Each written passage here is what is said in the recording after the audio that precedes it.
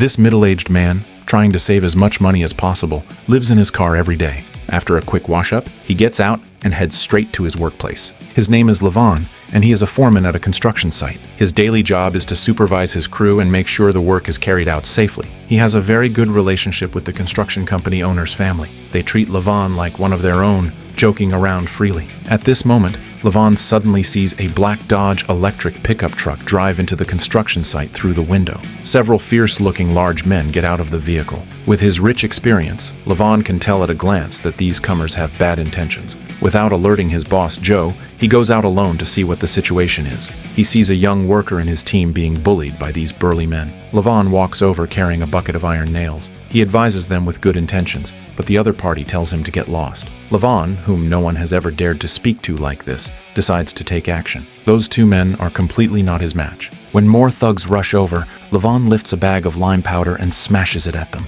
Then, taking advantage of the chaos, he turns around and takes out a shotgun he keeps ready in his toolbox. Levon grabs a thug and presses the gun against his back. Seeing that this man is not to be trifled with, the leader can only take his men and leave the construction site in a sorry state. Levon, having solved the trouble, thinks no one saw this except his younger colleague. Unexpectedly, Joe's youngest daughter, Jenny, saw it all. She often brings meals to Levon and promises not to tell anyone about his impressive kung fu skills, so Levon puts his mind at ease. Besides work, once a week, Levon goes to his father-in-law Jordan's place to pick up his daughter, Mary, for a meal. Every time he goes, his mood is not great, because Jordan complains endlessly when seeing Levon, cursing him for not protecting his daughter well, and for being incapable of earning money to support his granddaughter. Each time, Levon can only silently endure Jordan's curses because he doesn't want to waste the one chance a week he has to see his daughter. While he is spending a warm weekend with his own daughter, another family's daughter meets with an accident. To celebrate the end of her studies,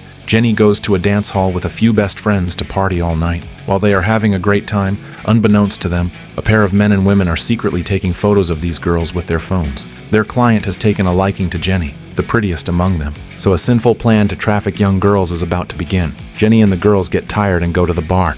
The bartender seats them in a booth and then discreetly watches the girls' movements. Seeing Jenny go to the restroom, the bartender immediately sends a message to the couple waiting outside. Just as Jenny comes out of the restroom, she is covered by a medicated cloth over her mouth and nose by a man who suddenly flashes out, and she is forcibly tied up in a car and taken away. On Monday, Levon comes to work at the construction site as usual. He finds two police officers just leaving the office. He has no idea what is going on, so he goes inside to check. Only then does he learn that Jenny went missing over the weekend and has been out of contact for 2 days. Joe knows that the British police basically won't handle missing persons cases, and their daughter is likely in grave danger. He begs Levon to help find his daughter. It turns out Joe knows that Levon is a retired Royal Marine with a set of skills, but Levon refuses with difficulty because he is no longer a soldier who fights and kills. He is just an ordinary person now. Seeing Levon refuse, Joe and his wife quickly pull out a large bag and take out several thick stacks of cash. They are willing to use all their savings to ask Levon for help.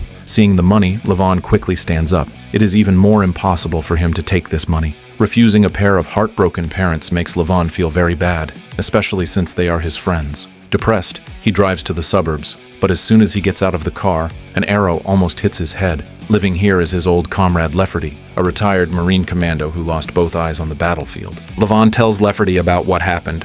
He actually cares about Jenny's safety because he once promised to protect her, but he is also afraid of destroying the peaceful life he and his daughter have now. Lefferty knows that this old comrade has already made a decision in his heart. Levon came here only hoping to make his decision firmer. After all, upholding justice for others requires paying a price. Levon goes to Jenny's house and sees the heartbroken Joe again. For him, after his wife died of depression, this kind couple took him in and gave him a job. Perhaps now is the time to repay the kindness. Levon begins his operation. For a Special Forces soldier with rich combat experience, the first step is always reconnaissance and collecting useful information. He finds the bar where Jenny went missing that night and targets the bartender named Johnny. He discovers that the bartender is secretly selling contraband.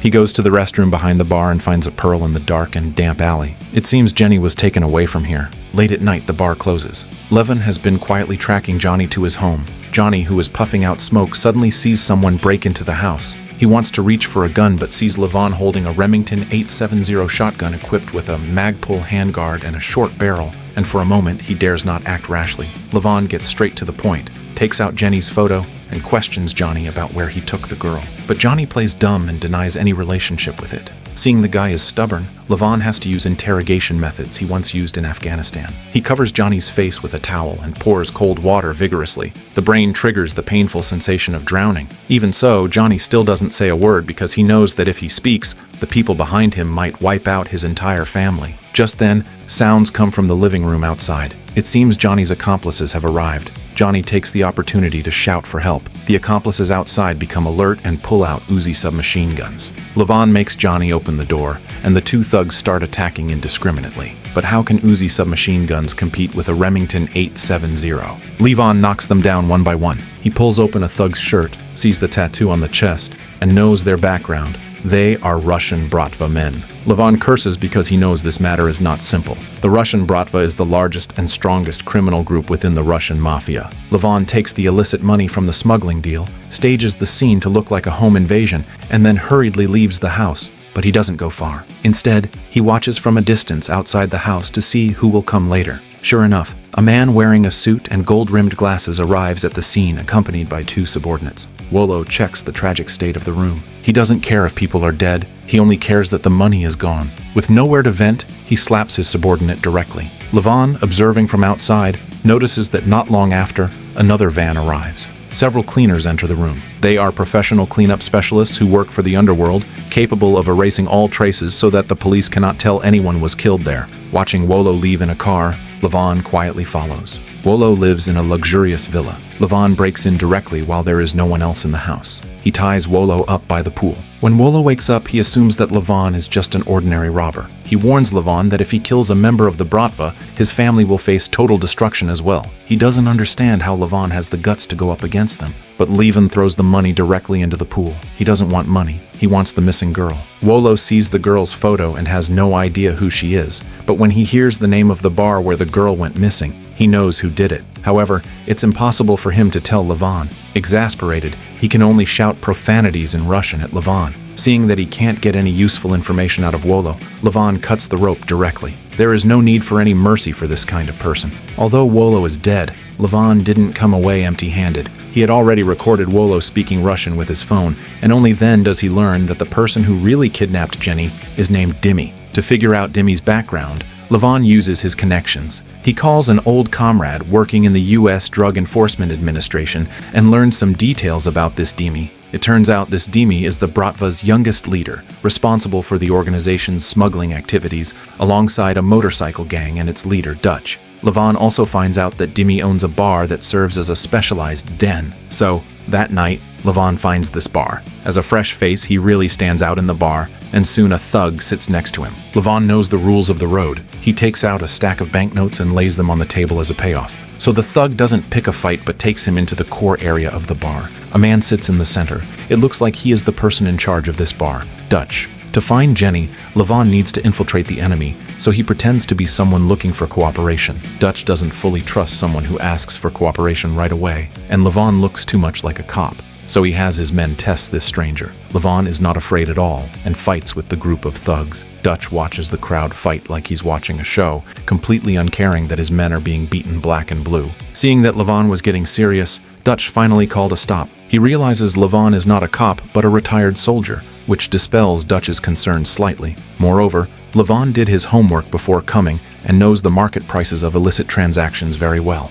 No matter how Dutch probes, he can't find a flaw. So he agrees to a secret transaction with Levon first. Under his arrangement, early the next morning, Levon and his two subordinates meet at a breakfast shop. Levon brings the cash for the transaction as requested, but the other party doesn't give the goods after taking the money. Instead, they throw a phone to Levon. Levon stands up directly, pours all the syrup from a bottle onto the other party's breakfast, and warns them not to play tricks, scaring them into silence. On his way back, Levon receives a call on his new phone. Dutch tells him where the goods are. It seems the other party has also investigated Levon thoroughly. Levon looks at the contraband in his hand and throws it directly into the river without a second thought. So far, Levon is slowly approaching the core of the Bratva, but he hasn't seen Dimmy yet. Time is tight. Delaying one more day increases the difficulty of rescuing Jenny exponentially. Just as Levon is pondering how to see Dimmy next, the other party unexpectedly offers an opportunity. Dutch calls again, perhaps because Levon paid quickly and didn't bargain. He invites Levon to talk about long-term cooperation tomorrow, and asks Levon to wear a suit because he is going to meet a big shot. Levon, who has been working on a construction site, doesn't have a suit. He has no choice but to rush to a suit shop early in the morning to buy one. Afterward, he arrives at the heavily guarded Bratva branch, as agreed. After layers of body searches, he meets Dutch's boss, a man with long hair. This man says nothing at first, just silently stares at Levon, observing his every move. Finally, he opens his mouth to introduce himself. My name is Demi. Levon feels a chill. He didn't expect to meet the target person so quickly. It can be seen that Demi is a cautious person. Before the conversation, he sent subordinates to take Levon's driver's license to investigate online. After confirming Levon's background is clean, Demi finally smiles, shakes hands with this new partner, and pushes a briefcase to Levon. It seems Levon has successfully gained Demi's approval. Levon opens the briefcase in the restroom. It is full of contraband, but Levon flushes all the contraband down the toilet. This stuff is not a tool for making money to him, but a harmful thing. Although he has approached Demi, there is still no news of Jenny. Levon turns his attention back to the social media posts of Jenny's friends. He discovers that in the photos of the girls that night, there is always a man staring at them. Also, on Johnny's phone, Levon found chat content with this man, and the map shows the man is currently in a bar owned by Demi's subordinate. It seems Levon has finally found a direction. So at night, he drives outside the bar again. This time, he doesn't barge into the bar swaggering, but hides in the car watching the situation, hoping to see the man in the photo.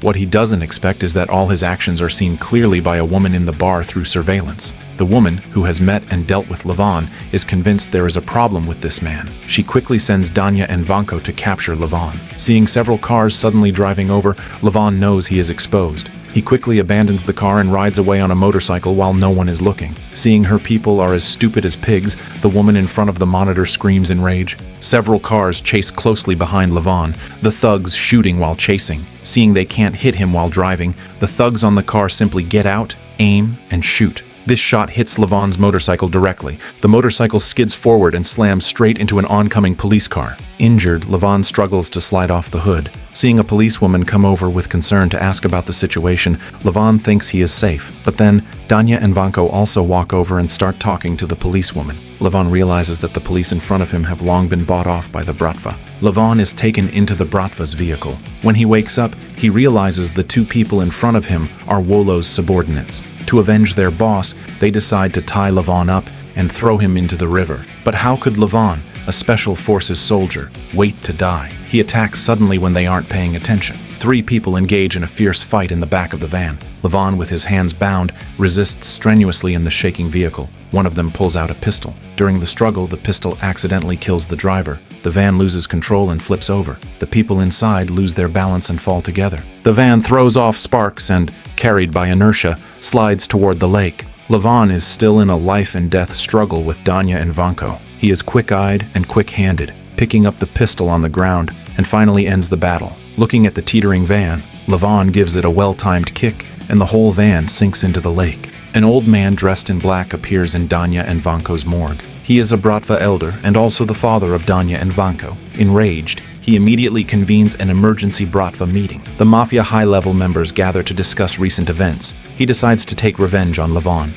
Yuri sends 2 top assassins to accompany Simon on the job. A storm of blood is about to unfold. Simon takes Nestor and Karp and heads first to Demi's territory. Karp raises his AK-74 automatic rifle and unleashes a barrage of fire at the dance hall ceiling, scaring all the guests into fleeing in every direction. A panicked Demi is hit hard with a punch by Nestor, still having no idea what is going on.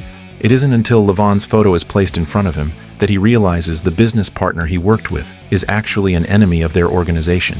He can't be blamed for not knowing, because the Bratva's internal organization has always been decentralized, and information is not fully shared. But now, to avenge his sons, Simon demands that he hand over Levon. Demi then remembers he has an important clue to offer. He kept Levon's driver's license. Consequently, with the help of hackers, all of Levon's data is dug up, including information about his daughter and father-in-law. Thus, these gangsters do what they do best. Levon, who is driving, suddenly receives a call from his daughter's school telling him no one has come to pick her up today. Levon drives personally to pick up Mary. He drives back to Jordan's house and finds the mansion already engulfed in raging fire. Levon knows it's bad and rushes in to save people. Sure enough, he sees the dying Jordan on the ground and immediately carries Jordan out of the sea of fire. This is the reason Levon was initially unwilling to help Joe save Jenny. Upholding justice for others is not wrong, but one needs the courage to bear the corresponding price, which not everyone can afford. To protect his daughter from harm, Levon sends her to Lefferty's home in the suburbs, the only place he considers safe. Lefferty knows his good friend is about to face a fierce battle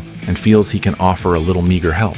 It turns out that in his small cabin, a small arsenal is hidden, with all kinds of powerful firearms, but Lefferty recommends only one gun to Levon, a powerful weapon he calls one of the 4 horsemen of the apocalypse, the M14 rifle. Equipped with a thermal imaging scope, desert camouflage paint, and a suppressor, this gun is a combat weapon suitable for both long and close range. Before setting off, Levon gives the flag patch from his old military uniform to his daughter for safekeeping. Then, he hugs his precious daughter tightly. Now he is going to save another family's daughter. Meanwhile, the kidnappers, Artemis and Viper, are preparing to transport Jenny to their headquarters. Just as Artemis is about to taunt the girl, Jenny suddenly launches an attack on her. She kicks the seat in front violently, causing the car to crash directly into a tree. Taking advantage of this timing, Jenny quickly opens the door and escapes. She runs all the way, actually leaving Artemis and Viper, who are chasing wildly behind, far in the dust. Jenny runs to the road, worrying about where to go next, when a police car drives over from a distance.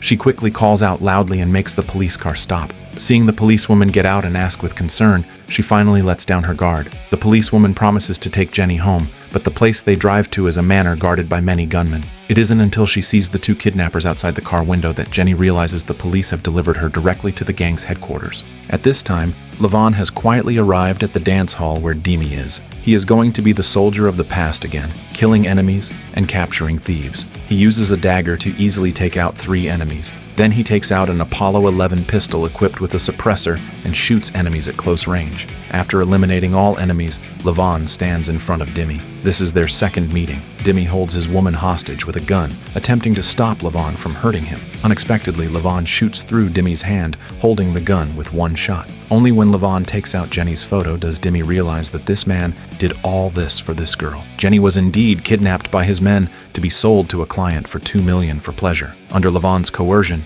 Demi takes him to the location of the headquarters. Levon takes Demi out of the car and has a final talk with the culprit. You have a daughter? No. Then you won't understand. Levon puts on body armor and takes that M14. He is ready to unleash a massacre. He first uses the suppressed Apollo 11 pistol to take out the hidden sentries in the trees near the house. Then, after calculating the patrol gaps, he approaches the gate, hides in the dark, and attacks suddenly when they are unprepared. At this time, Jenny is also taken into a dirty bathroom by Artemis and Viper. She is hung up, and the wealthy man named Mr. Broward is her master for tonight. Just then, Levon, standing at the corner of the corridor, throws an M67 grenade. The slaughter officially begins. Levon holds his M14, killing enemies with precision at close range, taking out 1 enemy with 2 shots without any hesitation. At this time, Dutch arrives with a large motorcycle team upon hearing the news. He has his best rider crash directly through the window for a surprise attack. Levon kills enemies while circling with the motorcyclist. Seeing the motorcyclist rush directly at him, Levon performs a double-tap headshot at close range. Just as he prepares to change the magazine, another thug hacks at him with a knife. The M14 in Levon's hand instantly becomes a melee weapon, helping him block the enemy's sharp blade. Just as he takes out the thug, Dutch pounces with a short-barreled, double-barreled shotgun. He and Dutch engage in close-quarters combat. But clearly, Dutch is also from a military background and has immense strength, throwing Levon directly. Levon draws a broken blade to confront him head-on, and Dutch is ultimately defeated. After taking down Dutch, who was also a former soldier, Levon closes an enemy's eyes for the first time. After loading a new magazine into the M14, Levon continues searching for Jenny. Suddenly, he hears Jenny calling his name. He kicks open the door and sees Mr. Broward standing in front of him. Seeing Mr. Broward sent flying by a gunshot, the terrified Artemis and Viper quickly shoot wildly at the door until they run out of bullets. Only then does Levon walk in quickly. Levon smashes Viper hard onto the tiles, after making him experience the most painful damage in life. Levon sends him to hell with an elbow strike. Artemis doesn't have a good end either. Just as she prepares to escape, she is knocked down by a flying kick from the suspended Jenny. Jenny clamps her legs tightly around Artemis's neck. She uses all her strength, and with a final twist of her waist, she snaps Artemis's neck. Levon saves Jenny and prepares to leave with her. However, it's not over yet. 2 Bratva assassins also arrive. Just as they enter the house with heavy weapons, 2 corrupt police officers arrive after receiving a report. However, they don't know that the police outside are on the same side. The 2 look at each other and smile, then sweep the police car outside with gunfire. Immediately, the police car explodes into a ball of fire. Nestor suddenly sees Levon appear. He and Karp fire wildly in Levon's direction. Under such heavy fire, Levon can't poke his head out. He opens the phone case on his chest and extends the muzzle of the M14 outside. He uses the Bluetooth-connected thermal scope mounted on his weapon to line up the enemy on his phone, then pulls the trigger. Seeing Karp killed, Nestor quickly hides. But Levon sends him a gift. Finally, having solved all the enemies, Levon places his M14 on the table and says goodbye to this partner who killed enemies with him. This is a farewell ritual for soldiers. Jenny also makes her farewell gesture to this house of sin. Simon stands in the yard, watching helplessly as his enemy rides away on a motorcycle. He calls Yuri, hoping that Yuri will send even more capable reinforcements to support him. But unexpectedly, Yuri feels the matter is over. Levon has achieved his goal. The matter ends here, and it should not be pursued any further. If Simon continues to be relentless, the Bratva will take him out, because the gang's interests are above all else. Simon can only hang up the phone silently, letting out a painful and helpless roar. Levon takes Jenny home. Exhausted, he watches the family hugging and weeping together. It seems that doing all this was right. He saved a family. Levon turns and leaves the house silently because he has his own family waiting for him. We always like to see heroes on the screen stand up for justice, punish evil, and help the weak. These stories can always ignite the hot blood in our hearts. But in the real world, sin and suffering have never truly left the stage. Lies, atrocities, and injustice still breed and spread in the dark. But hope burns inextinguishably in the bottom of human hearts, looking forward to justice hanging high above the peak of judgment forever, longing for pain and malice to be completely eliminated, and expecting every life to be bathed in peace and kindness. Even if this is just an ideal picture, we are still willing to believe, willing to wait.